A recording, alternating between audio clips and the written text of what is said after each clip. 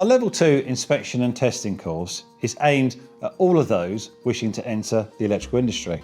On completion of the course, successful candidates will leave with a City and Guilds 2392 certificate in fundamental principles, inspection, testing and initial verification. On completion of the course, the candidate will be competent in all aspects of inspection, testing and initial verification of new circuits in domestic and similar installations. The course consists of some classroom work, followed up by some practical work, and back into the classroom to explain what has just been learned. So it's a good mix of both. As well as your in-centre training, you will receive access to an online course which is designed to sit alongside your practical training.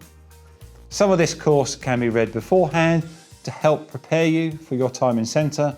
However, the majority of the online content is to be completed afterwards to help consolidate the skills and knowledge learnt in the classroom and workshop.